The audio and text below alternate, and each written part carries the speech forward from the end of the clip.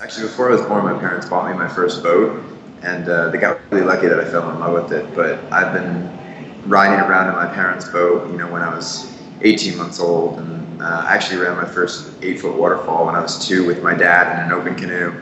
That same year for Halloween, I dressed up in this little cardboard green canoe, and on the side of it, it said 2004 Olympics, and I went trick-or-treating with that. And I think somewhere around there, I realized that that's what I wanted to do.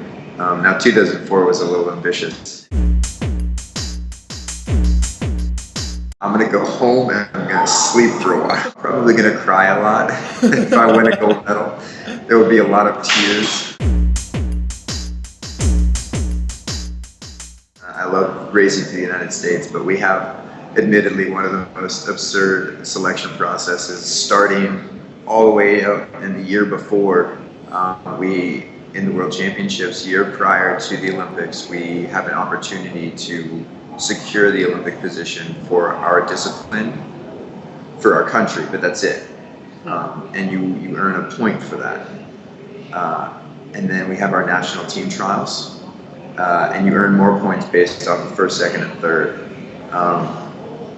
And then we have one more race, usually a World Cup. In 2008, it was our third World Cup in Augsburg, Germany. This year, it was our first one in Cardiff, Wales.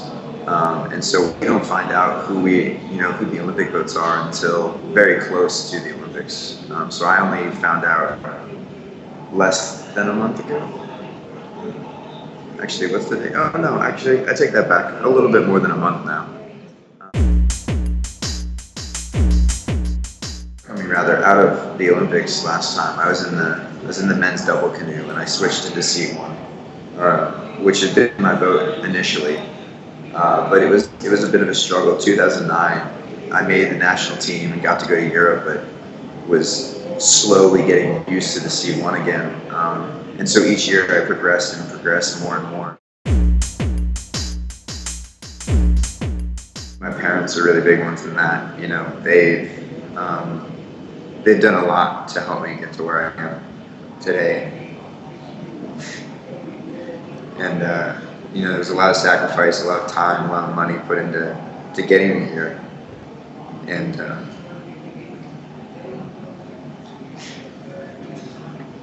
you love them every day for it. And then on an athletic level, there's a gentleman named John Mugbill, who was a god in our sport. He actually never had an Olympic medal, which is unfortunate, but he has so many World Championships medals, it's unbelievable. We would go paddle on the James River all the time.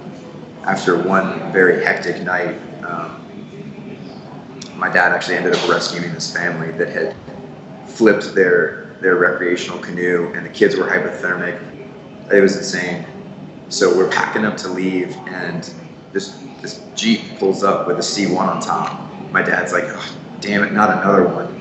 And the guy steps out of the car. My dad looks at me. He's like, Casey, do you know who that is? And I'm like, I have no idea. He's like, that's John Mugbill.